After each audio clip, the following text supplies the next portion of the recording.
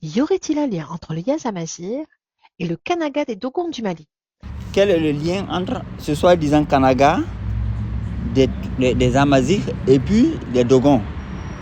Quand on regarde ici, voilà les Dogons, voilà là où les Dogons sont situés, sur les falaises de Bandiagara. Voilà la zone où les Touaregs se retrouvent. Ils sont à la zone des trois frontières entre le Niger, le Mali et l'Algérie. Maintenant, quand on parle de lien là, il faut savoir que le lien là n'est pas fantomatique. C'est un lien physique. C'est-à-dire qu'il est incarné par des gens. C'est que pour le comprendre, il faut regarder quelles sont les populations qu'on retrouve dans la zone où les Dogons se trouvent et dans la zone où les Touaregs se trouvent. Parce qu'elle parle ici des Amazighs, mais en réalité, le plus grand groupe des Berbères, c'est les Touaregs. Mais après la colonisation, ils ont effacé l'histoire des Touaregs et ils ont mis en avant les Amazighs. Mais les Amazighs, en fait, c'est une identité, si on veut, inventée, vous voyez, non, suite à la colonisation. Parce que, voilà, c'est comme on dit Bantou, en fait. Voilà, même le terme comme Dogon. Parce que Dogon aussi, c'est environ 15 petits groupes qui ont été réunis pour être appelés Dogon sous des prétentions d'archéologues, soi-disant Dogo. Il y a Dogo dans leur langue. Il y a un mot qui est récurrent qu'on retrouve, Dogo. Voilà, donc Amazigh aussi, c'est un truc qui a été inventé comme ça, c'est un concept qui a été inventé comme ça, un concept sociologique. Mais le plus grand groupe normalement berbère, c'est les Touaregs. Mais les Touaregs ont été passés sous silence parce qu'ils voulaient un pays en fait. Les Touaregs, ce n'est pas aujourd'hui qu'ils voulaient un pays, c'est depuis les années de colonisation, les Touaregs réclamaient un territoire à eux. Donc comme ils ne voulaient pas ça, ils voulaient effacer l'identité des Touaregs, ils ont mis en avant l'identité Amazigh. Maintenant, il y a des groupes Peuls qui sont devenus Touaregs. Il y a des groupes Peuls qui sont devenus Touaregs. Les Touaregs, ils le savent. Il y a des groupes Peuls qui sont devenus Touaregs. Et il y a des groupes Peuls qui sont devenus Dogons, assimilés Dogons. Donc, quel est le lien entre les Dogons et puis les Touaregs? Ou bien les Amazighs? Ce sont les populations qu'on retrouve chez eux et qu'on retrouve chez les Dogons. C'est ça le lien en fait. Et bien c'est tout ça qui permet de révéler les supercheries. Donc ces signes que vous voyez là, ça c'est des signes qu'on mettait sur les vaches comme des marquages. Or les Touaregs ne sont pas connus comme étant bergers. Non. Les Touaregs, eux, c'est des éleveurs de chameaux. Les Amazighs en général, c'est les éleveurs de chameaux. Ce n'est pas les éleveurs de bœufs.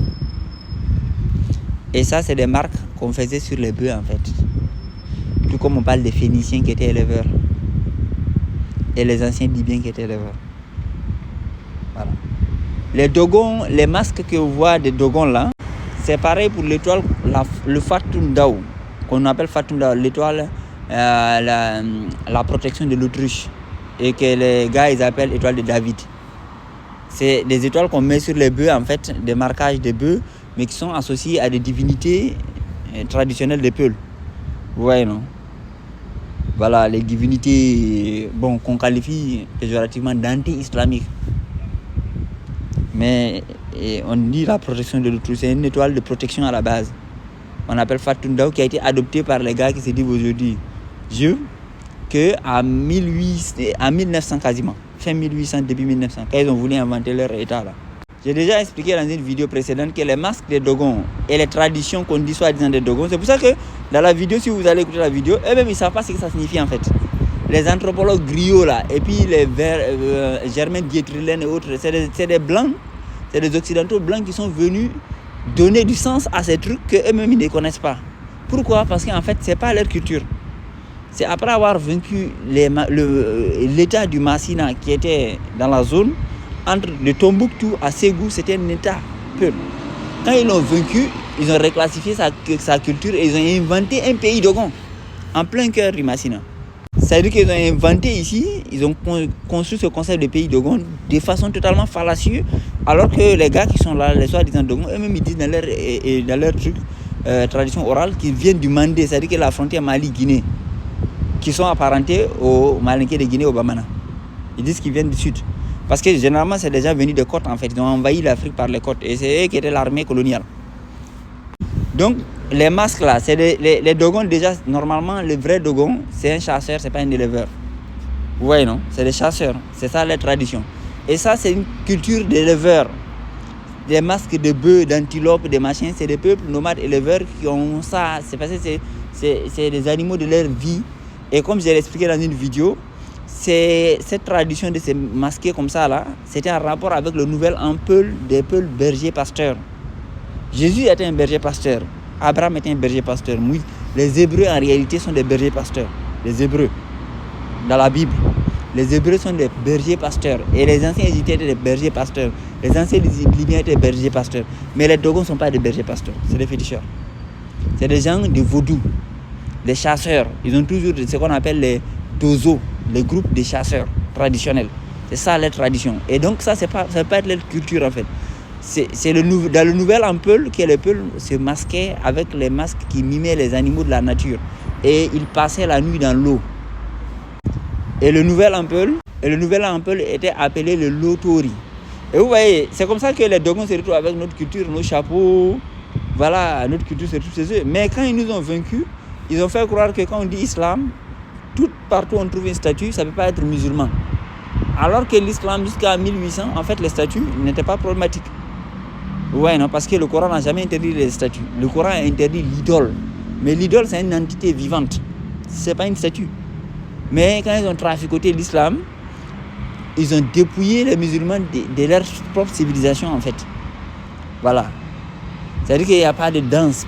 Les musulmans n'ont pas de danse traditionnelle, n'ont pas de culture, n'ont pas de tradition, n'ont pas de code vestimentaire, n'ont pas de piercing ou bien comment on appelle ça, les tatouages et tout.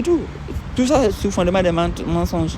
Voilà, ils ont fait croire que les gens comme ça, c'est pas être des musulmans, alors que voilà, ils sont clairement musulmans. Ils ont les principes. Voilà. Donc, quand vous posez la question, le Kanaga, soi-disant des Dogons, qui a dit que c'est le Kanaga des Dogons? C'est une invention. Le Dogon traditionnel, c'est comme ça il est. Ils ont des cornes, des animaux qui sont éliminés, ils ont des habits qui ne lavent jamais, parce que ces tenues traditionnelles-là ne sont jamais lavées. Voilà, avec du blood. Vous pouvez voir ici, ça c'est l'habillement des peuples du Sahel. Vous voyez dans leur tenue vestimentaire, voilà le soi-disant Kanaga qui est là. Vous voyez ici, ça c'est les peuples du Sahel. Vous voyez les tenues traditionnelles qu'ils portent quand ils font le festival qu'on appelle le Gerewol. Les motifs là, ça fait partie des motifs les plus importants des peuples. Ce soi-disant Kanaga là. Maintenant, qui est venu dire que voilà, ça appartient aux Touaregs, aux Amaziques, ça appartient aux peuples? C'est-à-dire que quand il y a eu, à l'ère de fabrication des entités sociologiques, comme Dogon, comme Amazique, comme Bantou, comme Mandé, chacun a pris des éléments culturels pour s'approprier.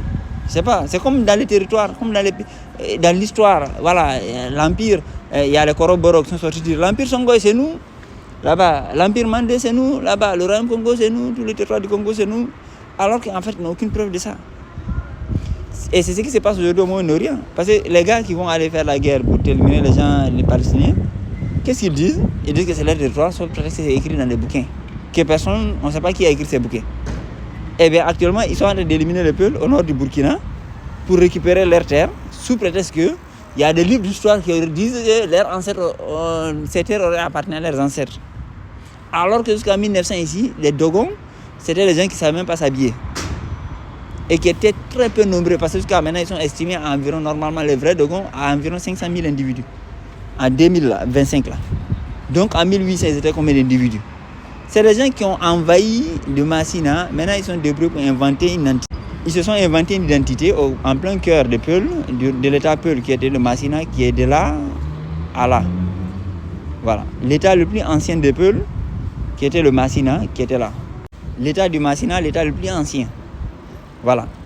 De Peul. Et ils sont venus se mettre ici. Ils ont inventé soi-disant un pays Dogon. C'est-à-dire qu'il y a des gens qui ont des pays dans un pays. Et tout ça écrit sur les plumes des Occidentaux.